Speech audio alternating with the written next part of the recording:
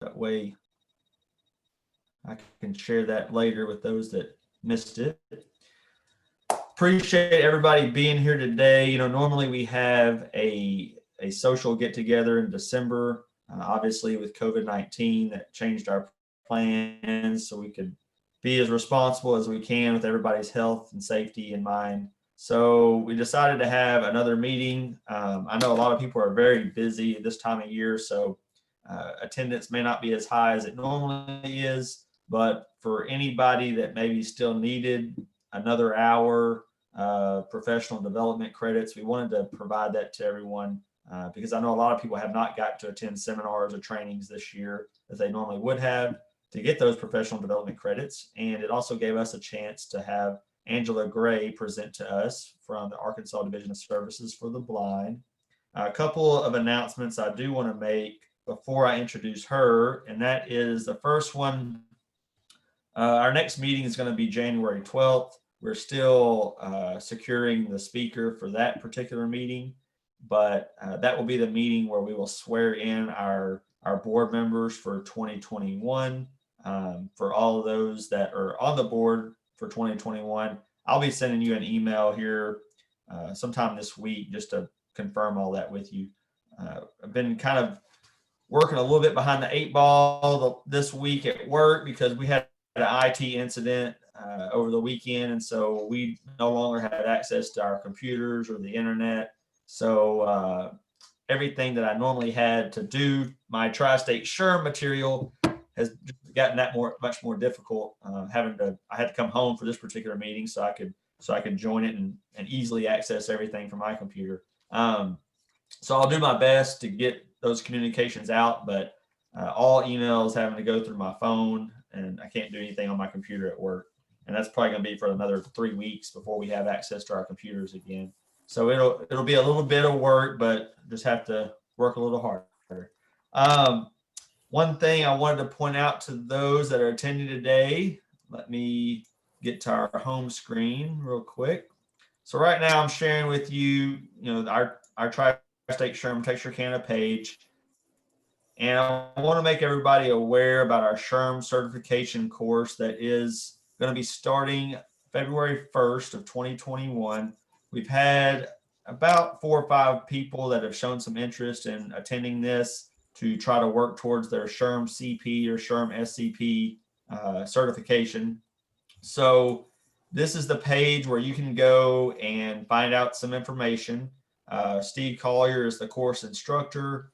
I am the course coordinator, which just means that I help Steve with whatever he needs help with. So you can contact us, either one of us, if you have questions.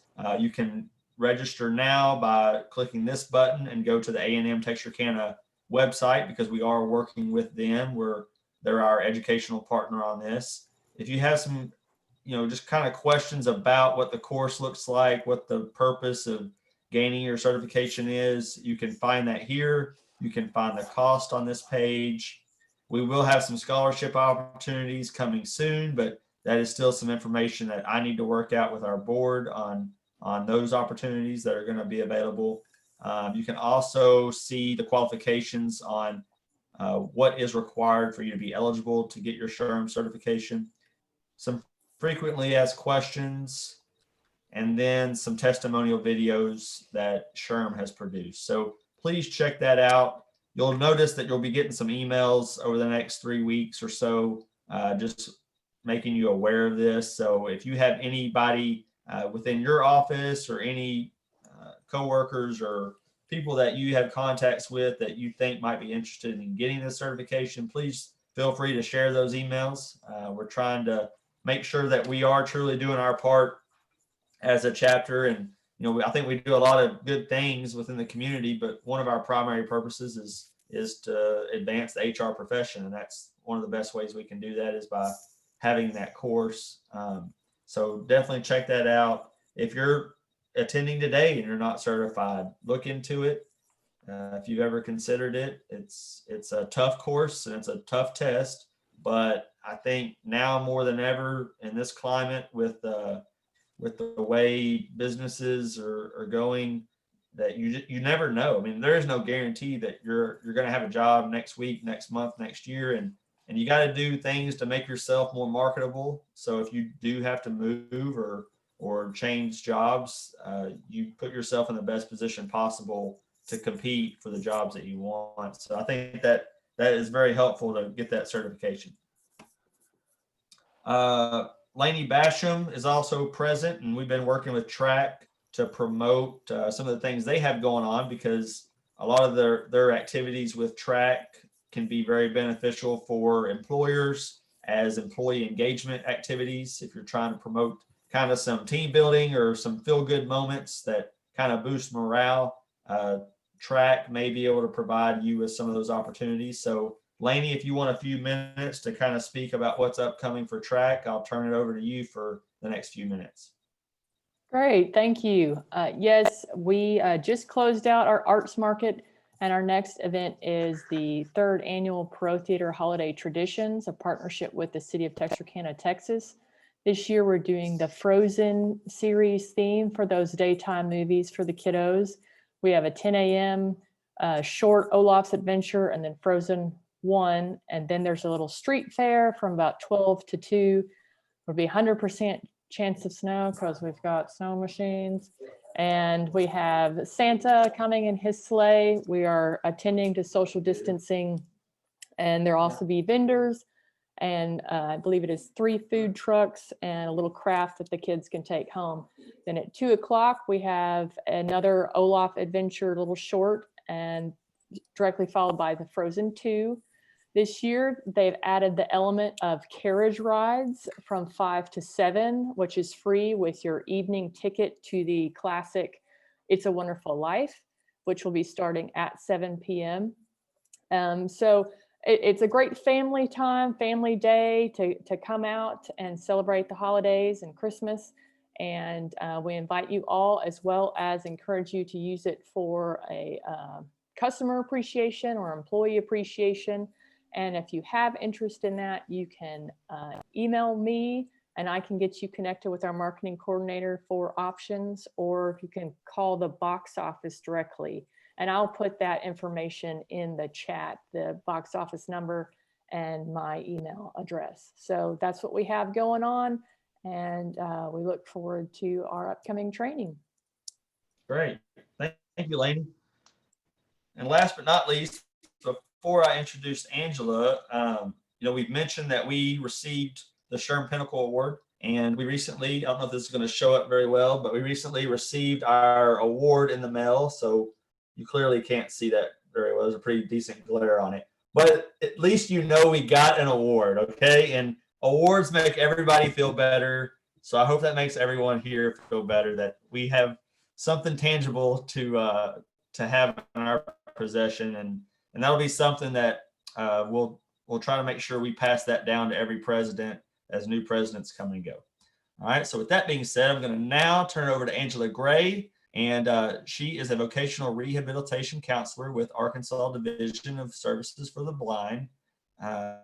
She's responsible for providing blind and visually impaired citizens of Arkansas with needed rehabilitation services in order to assist them in gaining or maintaining competitive integrated employment.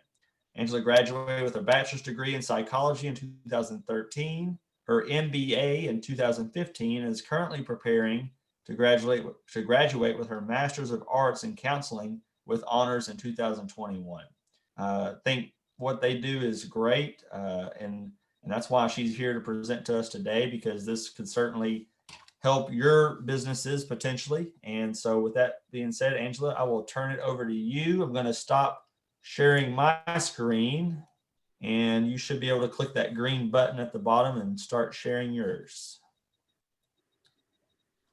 Awesome. You guys, I am so not tech savvy. I was telling JW that I am not. So if you guys don't see something, you guys see that? I can see it's trying to pull up, so I think you're on the right track. Awesome. Awesome. Well, again, as JW said, my name is Angela Gray. I am with the Division of Services for the Blind. I am a vocational rehab counselor. I've been doing this now for about 5 years, and I tell you, I absolutely love my job, my career. I actually do. Our vision statement with Arkansas Division of Services for the Blind is to enhance the personal and economic independence of blind and severely visually impaired persons of all ages in Arkansas. I myself, I set personal goals with each one of my consumers or my clients, and that personal goal is to empower each one of them to become employed in the field of their choice and to lead productive, independent lives with purpose. I truly believe that any individual who is empowered can do absolutely anything. And so as we go and move forward, are you guys still able to see those slides? Yes, we can, but could you start the slideshow? That had to be Miss Hall. Yeah, that was Charlotte. Yes. Thank you. Oh, told you guys not to. That's all right. Did you click that? Okay, I believe it's trying to pull up now, Angela. Oh.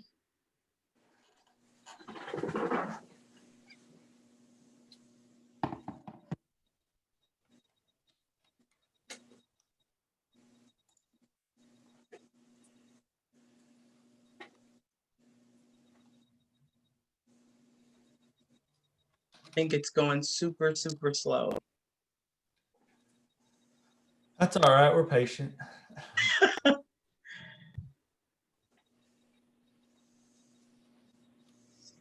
Super.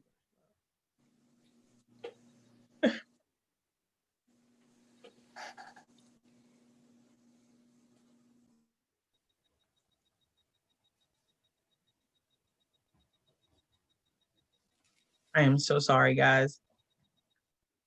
That's all right. Awesome. I think that's it. Okay. So as we're continuing on, I actually cover most of the Southwest Arkansas area. So I cover the Miller County, Lafayette, Nevada, Hempstead, Little River, Sevier, Pike, Howard, and Polk counties. It's myself and another coworker that cover these 9 counties. I'm actually housed in the Texarkana, Texas Workforce Center, and she is actually housed in the Hope Workforce Center on Texas side, even though we do strictly service the Arkansas side, with the exception of some Texas that are really close in since we have that border line there. And it does not show the green in the left down at the bottom of the photo. I also cover that Polk and Pike County that's not highlighted in green there. As we get started, I want to, by show of hands, how many of you guys actually keep up with your yearly eye exams? All right. I actually started doing it a few years ago, actually continuously like I'm supposed to, which is every year. Believe it or not, there are 9 out of 10 individuals in the workplace who say that their work productivity goes down because of some type of visual impairment or some type of visual complaint that they're not sure what it is. And so it hurts their productivity. One of the things that I do as a vocational rehab counselor is I promote and I push getting those visual exams. Employers, I push them, to mention it to their employees to get those visual exams yearly. Most people don't know that they have visual issues until something happens at work or at home. I was reading, I believe, I was actually looking at the news and I saw an individual where she was sitting up and she was watching the Super Bowl this year or on last year, and she noticed that the TV was blurry. And she asked her roommate what was wrong with the TV. And her roommate told her there's nothing wrong with the television, but it became blurry. So she had just recently gotten glasses. And so she decided to go back to her doctor to try to figure out what is this blurriness that I'm seeing. And I just got glasses. So come to find out, this individual went back to the doctor and her blood sugar was like a 405. And she did not know that she was a diabetic. And so her doctor actually diagnosed her with diabetic retinopathy. And so sometimes when we have other things that are going on, it affects our vision as well. So as employers, I again just continue to push and promote, asking your employees, have you gotten your yearly visual exams? Especially for those individuals who sit in front of computers most of the time, like a lot of us are right now since the pandemic started. Usually I'm out in the field talking with employers, or I'm out with my clients or consumers. But everybody is posted in front of a computer. And sometimes it's just as simple as recognizing that, there's something different, or we have to get up and step away. I myself have been diagnosed with dry eye syndrome. It sounds so minor, but for somebody who has it, it is not. I have to walk away from my computer at least every 45 minutes, simply because the glare on the computer screen. And I'm actually sitting now with an humidifier in front of me to be able to assist me with that dry eye. There have been times where I just sit and my eyelids actually stick to my eyeball. It is so severe. And so I'm having to take steroid drops in my eyes. So this creates a impairment or a barrier to employment for me. And so an accommodation that they do give me is the small humidifier to sit at my desk with. With Division of Services for the Blind, who do we serve? We serve individuals that start with a pre-employment transition. We call it pre-ETS. These are individuals ages 15 to 22 who have a documented visual complaint. The student must have a 504 or an IPE or IEP, an individualized education plan that shows this. Our kiddos in school during the pre-employment transition, they work with a pre-employment transition counselor.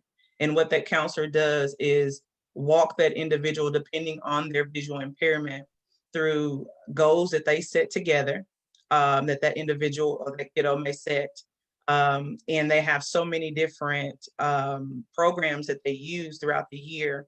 One is Jumpstart program that they use, and that allows the kiddos during the summertime. I believe it's 3 weeks out of the summer, where whatever goal or that they actually choose to do, we have businesses that we work with that will allow them to come out and work during those 3 weeks, and they actually get paid for it.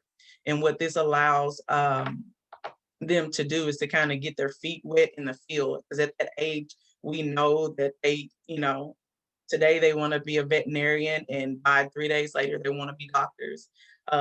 So this actually gives them opportunity to actually get that hands-on look into what it is that they're saying that they want to do. And of course, some of it looks, some wants to be a nurse, and the minute they see the blood, it's like, no, don't want to be a nurse anymore. So it gives them that hands-on, that one-on-one, and they actually get paid as though they were going to work. And they only work a few hours on those days for those 3 weeks. But it does give them opportunity to get a look at what that job field is like. Something else that they do with during the pre-employment transition stage of the 15 through 22-year-olds, they give them the opportunity to tour schools or colleges that they say that they want to attend. They show them how to fill out for FAFSA, their Pell Grants, their scholarships, how to access all of that. And again, it's preparing them for the next stage, for when they come to a vocational rehabilitation, which is me, VR. So I don't handle them until they actually graduate high school. And then once they graduate high school, they actually come over into vocational rehabilitation program with the mindset of either college or entering into the world of work. And by this time they get to me, they should know exactly what it is that they want to do. And my job is to help them with that goal of getting to where they want to go. And so that is the vocational rehabilitation stage. And the individual ages 22 through 54 who have been determined by an eye professional to be visually impaired or blind, and his or her vision creates a barrier to their current employment or barriers to seeking employment. And by the way, guys, if you have any questions as I'm going, I do not mind stopping to answer those questions at all. During this stage, again, their current employment, they can currently be working. So you may have an employee who is working, and because they don't know they have a visual impairment, they are not going to tell their employers, right? So their first mindset is that if I say anything, that is going to get me, fired, or that is going to cause everybody else to look at me. So you have, again, 9 out of 10 individuals that say that their vision creates, a barrier for them, for their for their productivity and their employment. So they will not say anything. So one of the things that I do is I advocate for my consumers, and I teach them how to advocate for themselves. And one of the things that I do, I provide them tools to be able to say, I have this issue or this problem, and and I'm still able to work with it. I may need different accommodations, different accessibilities, but I'm able to get this, or able to maintain my employment. For those individuals who are not employed, but they're actually seeking employment, but because of their vision, it creates a barrier with that individual. I assist them again with advocating for themselves. They will go in and fill out an application with the mindset of, I'm not going to put it on there. And they have a right, according to ADA, they do not have to disclose their disability. And I actually, tell my consumers that that is your choice. And many of them will disclose it after they've been hired, again, being out of fear that they won't be hired because of that disability. So during this stage, again, the VR process is getting that individual. And the biggest thing that what we do is teaching independence. So we're not a agency that continues to hold on to the individual, but we do assist them until they are stable in their current employment, or stable in the employment that they are actually seeking to get. From that stage, we have your older individuals of the blind. We recently were serving them once upon a time, and then we stopped. Somebody else took that contract. We now have it again as of this year. So we're still receiving training on the older individuals of the blind. I do have some clients, and those individuals, it's really hard to assess them when we're not able to go into the homes right now. But I do as much assessing over the phone, and for those who have family members who are there to assist them with virtual technology, then I'm able to do that as well. So the older individuals are ages 55 and older who are not seeking employment, but have visual impairment, has a visual impairment or blindness that creates barriers to independence in their home and in their communities. I absolutely love working with my OIB clients or consumers. They teach me so much. I've been in the field for 5 years, but they teach me something every time I go in to speak with one of them, or to sit and talk with one of them. And you just learn so much by sitting and just talking with these individuals. And they will tell you what they want. One thing I do push with my consumers is that I will not tell you what you need. I will sit back, I will actively listen, and I will hear what it is that you're saying that you need, and assist you in that area. I do keep it where it's, that it's reality, bringing it forward to them that you have this visual impairment, but it does not mean the end of the world for you. You're still able to do many of the things that everyone else is able to do. Does anybody have any questions at this point? No, Angela, if I could make one comment that I just picked up on that you were talking about, is how, a lot of people that are seeking a job obviously don't bring up kind of questionable things that may prevent them from getting the job. And then once they get the job, I've seen sometimes where you're right, people won't bring up something like that because they're not educated in the world that we live in on the HR side. They don't always realize all the rights they have, so to speak, and the Mhm. things that HR can help them accomplish. So sometimes you do see, I noticed that an employee is so scared to lose their job that they won't bring up something that we can address, and Right. instead they have bad performance that then looks like they can't do the job, where they might very well be able to do the job successfully. They just need some sort of accommodation, kind of like what you're touching on here. So I think it's great what y'all do, and definitely I see it in the real world all the time, what you're describing. Right. Right. And exactly. And it's a fear that many have, my clients have, I had one individual that came in and he was told that because he has that visual impairment that he would not be able to drive. One thing when you hear visual impairment or blind, you automatically think can't do. And it's not I don't even like calling it a disability. I call it a different ability with my clients.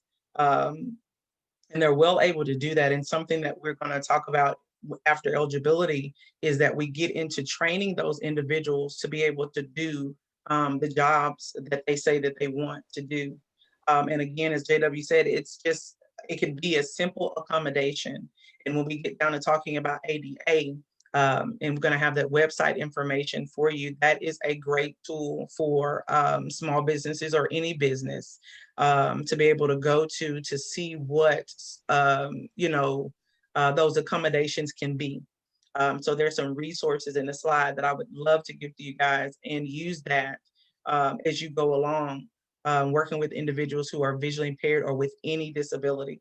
They have different accommodations. You can just go in, you can type it in, and it will tell you of the different accommodations that can be used for those individuals.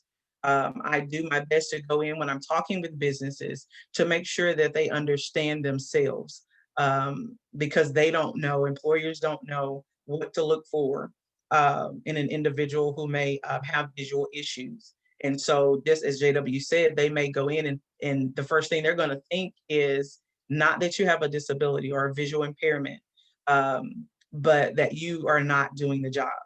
And so I go in and I talk with these businesses and let them, inform them of individuals with visual impairments or blindness. One thing, when you mention blindness, again, it's kind of a turnoff to any employer, right? When you mention that, it's like, okay, it's automatically, well, he can't do that or she can't do that.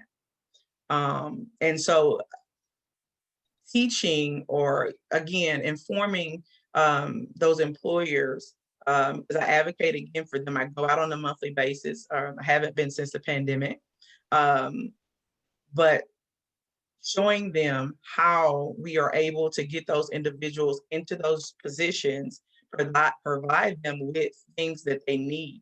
It didn't always have to be the employer. So our agency assists with some of those accommodations as well, depending on what it is and what's needed for that individual.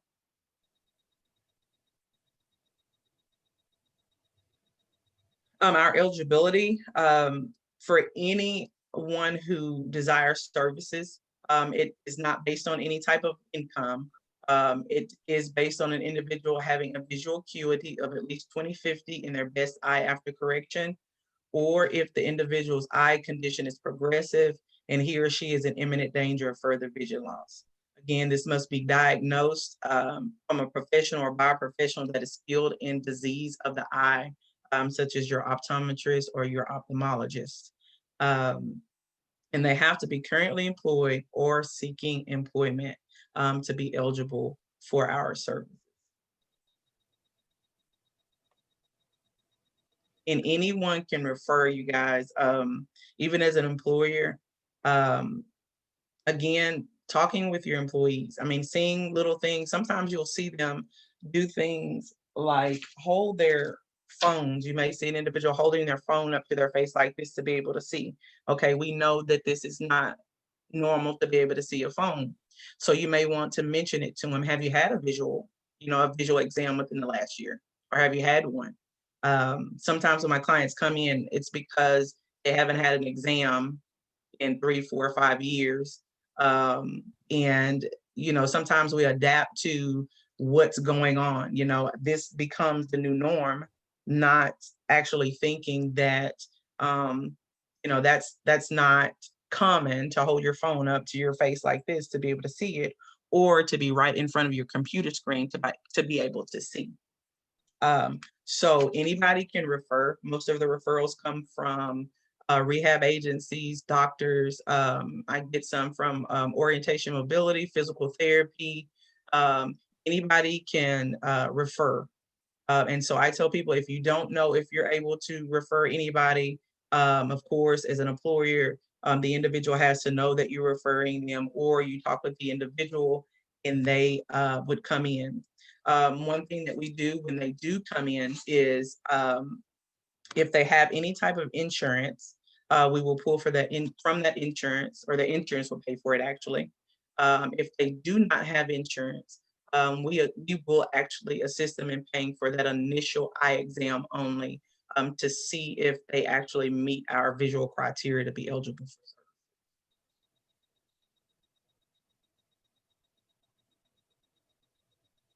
DSB services, these are not definitely all of the services that we offer, but these are ones that I work with most of the time. We have assessments. Our assessments, we have vocational assessments, functional assessments, visual assessments, comprehensive skill assessments, any other needed assessment to assist that individual in what they need. They may be on the job and they are needing something as simple as a screen reader or a magnifier. These are accommodations that by ADA rule and regulations that employers are to provide for those individuals who are visually impaired or blind or has a different disability. Our agency, saying that our agency works strictly with visually impaired and blind. You guys may have heard of Arkansas Rehabilitation Services. They work and do the exact same thing that services that we provide, except for they work with other disabilities. Ours is strictly vision, and they actually are able to have other disabilities, but their primary disability has to be their vision in order to be eligible for our services. We have diagnosis and treatment of impairments. And what that is a service that assists those individuals who are not able to pay for certain surgeries. Again, we always pull from any insurance that the individual may have. This is corrective surgery, nursing services, dentistry, hospitalization, drug and supplies, prescriptions, physical therapy, occupational therapy, mental health services. Again, it's on an individual basis, depending on what that individual needs. I'm sharing these different services with you guys. I do not go and read off every service to every client that I run into. Of course, we get the typical client that comes in, he or she has received the service. They go tell their friends and they come in and said, hey, she got it, so I'm supposed to get it too. And it has absolutely nothing to do with their goal that they're trying to reach. So we do have the diagnosis and treatment of impairments. We also have training. Training includes graduate college. We will assist with up to 4 years for that individual.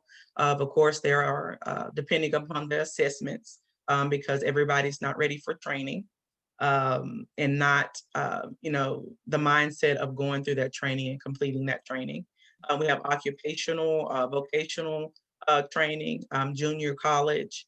Those are the different type of trainings. Again, all of those have to lead towards the goal that the individual has set. A plan is made out between myself, the counselor, and that individual, with stipulations put into it that they will do their part and I will do my part. to help them reach that goal. So training can be a part or one of those services that are input into the actual plan. Job search assistance is some of the things that I've stated before. I go out and I advocate with different businesses for those clients to say, hey, look, I have somebody that can fit that position. They've had the training. And something we do also with employers is we have where that individual will be placed, which is the other service, job placement. To cut down on job retention, they will put that individual in place with agreement with us, with our agency, for up to 6 months. If that individual is able to do that job, what we do is during that time period, we assist the employer with paying that individual up to 6 months, just to show that the trainings or the different services that we have placed into that individual's plan or that individual has chosen, he or she is actually able to do that job just as well as someone who is not disabled. We have our rehabilitation technology. That is a service that is widely used by us. It's technology used to meet the needs of and address the barriers confronted by these individuals who have these disabilities in their home, as far as their education in the community. That service is utilized. This kind of goes with providing that individual with things that they may need as it relates to rehabilitation technology, or as it relates to technology. Some people, some individuals are kind of basic. They need just a screen reader. We have software that is installed on different computers, different laptops, for them to be able to read their computer screen. Because again, some individuals have to get really close to their screen. Some can't stand the glare on their screen. So there are covers that they put over the screens. It's so many different things, low vision aids that can be utilized for that individual depending on them. We have a technical lab that assess those individuals. So we're just not giving them laptops, we're just not giving them software, things that they cannot utilize, but they are actually assessed first before we purchase these items for those individuals. And they use that on their jobs, in their community, at school, wherever it's needed, in order for that individual to maintain their current employment or to gain employment. Are there any questions, you guys? Oh, I had one question, Sure. Angela. Is the eligibility to utilize y'all services, is it based on your residence or where your employer is located? No, it's based on your resident. You have to be an Arkansas resident. Okay. Again, here in Texarkana, we have that borderline. So I have had clients who are right there on the Texas border. I think my last client was Hooks, Texas. So I will service some. It's dependent. One thing that you do have to do is, because you have a Texas, that they are actually housed in the Texarkana workforce as well. And they work with individuals who are visually impaired or blind, but they're Texas side.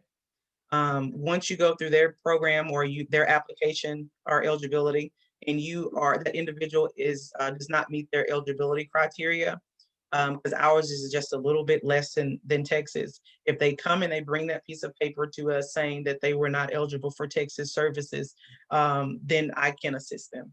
Okay, thank you.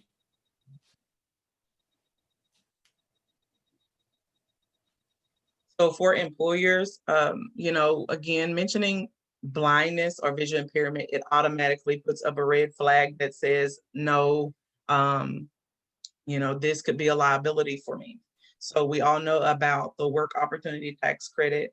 It's a federal tax credit that encourages employers to hire workers from targeted groups. The tax credit is designed to help job seekers gain on the job experience, move towards economic self-sufficiency, and help reduce employers' federal tax liability.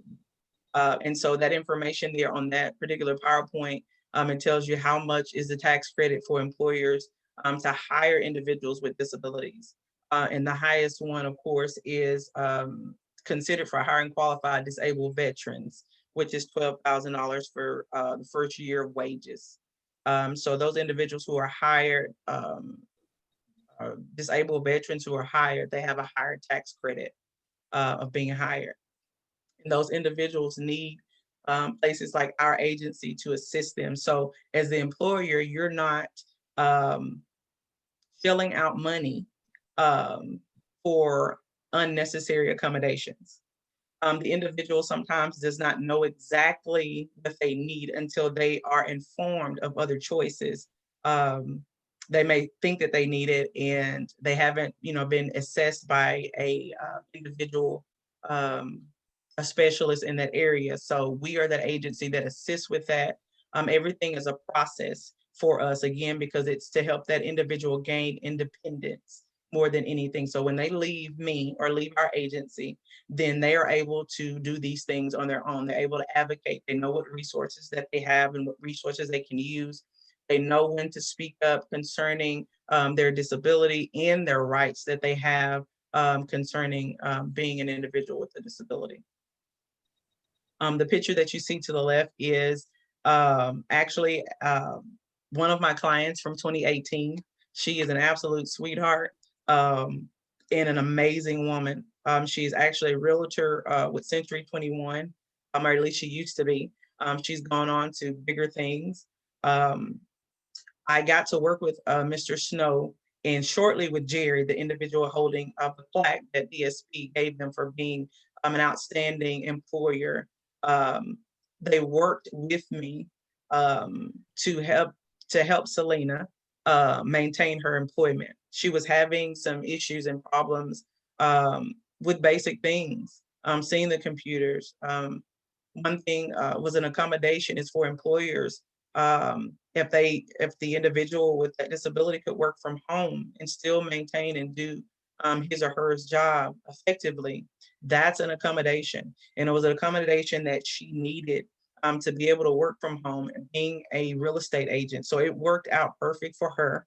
And of course, our state of Arkansas representative, Carol Darby, there in the middle, she comes every year to every consumer that I have that receives a Consumer of the Year award, meaning this individual has showed outstanding performance in maintaining their employment, pushing and moving forward in the goals that they desire.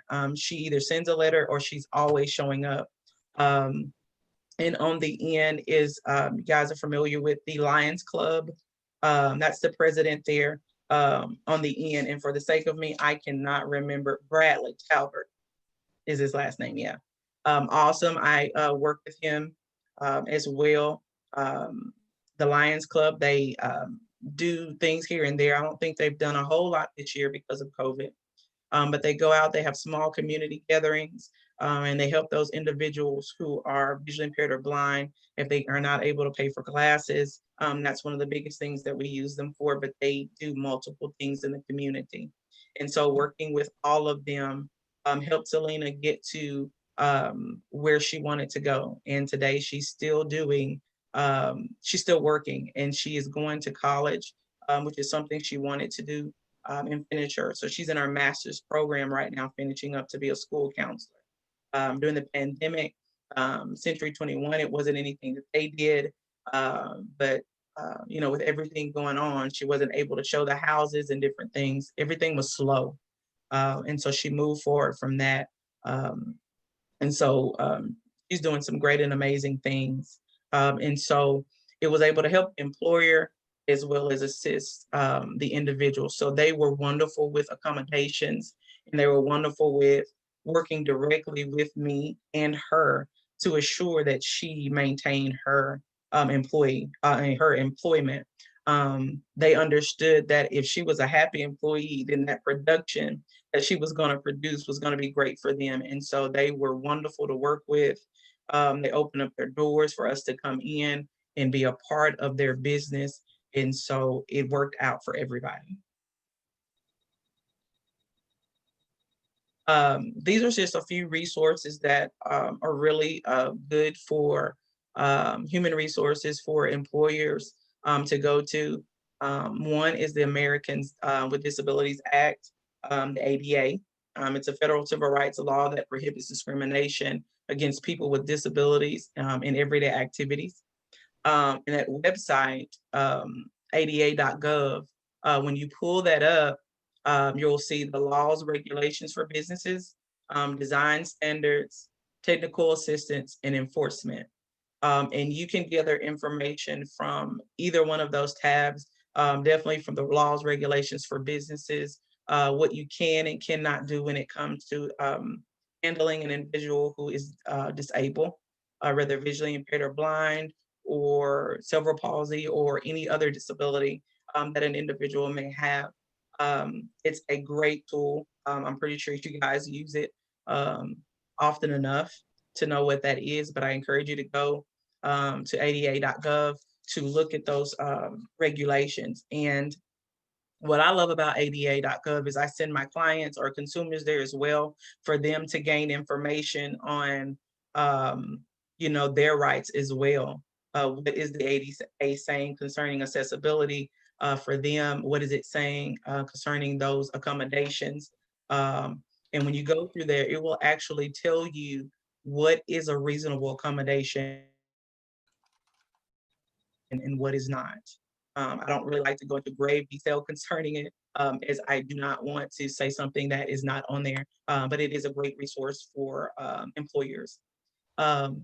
Jan, Job Accommodation Network, I use it continuously. I promote it with my clients as well. And what Jan does, you can go in as an employer. It has a section for employees or employers, and a section for employees, where they're able to go in and you can put in, they have lists and lists of different disabilities. And when you type in a certain accommodation for an individual with visual impairment, it will pull up those different accommodations, and it will tell you what is a reasonable accommodation, what is not considered a reasonable accommodations. And so I love the website. It provides different examples of certain, job accommodations for the employers, as well as, again, for the employees. So both are great resources. I tell people all the time, ask Jan. Just go to that website, and as an employer, you are able to find some great things on there to assist you in assisting those who are with a disability.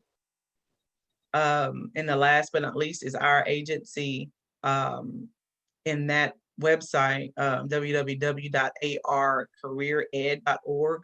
Again, we are mixed in with the Texarkana Workforce Center. So we have other partners that we partner with, that we work with. So when you go to that website, if you look up under services, you'll see those partners that we partner with, as well as you'll see Division of Services for the Blind. There's not that much information on there. However, it is some on there. It gives you the different areas of where we're actually located throughout Arkansas, how you can contact us in each one of those areas. So if you have a loved one who's not here in Texarkana, we service all over Arkansas, with our main office being in Little Rock. And some of those core partners, we work with adult education. We work, of course, with the Texarkana Workforce Center. We use them for clients who may need, assistance with writing a resume, assistance with knowing how to dress for interviews, what questions that may be asked, and how to answer those questions during interviews. We work with Arkansas Rehabilitation Services as well. We're all partnered together. Governor Hutchinson was trying to put us all together in one place, and he did the majority of that. Now it's an opportunity that we may be merged with Arkansas Rehab Services as well. They're kind of going back and forth, and Governor Hutchinson is going to have to make that decision. So we should know something at the beginning of the year, whether or not we are going to merge. And so I have no idea what that is going to look like. As long as it looks great for my clients, I am well pleased with that. So that is actually the end of my presentation. If anybody has any questions for me, if you don't feel comfortable talking right now to ask those questions, feel free to email me or to call me. I'm in the office for the rest of the day until 4:30. And so if anybody has any questions right now, I am more than happy to answer those.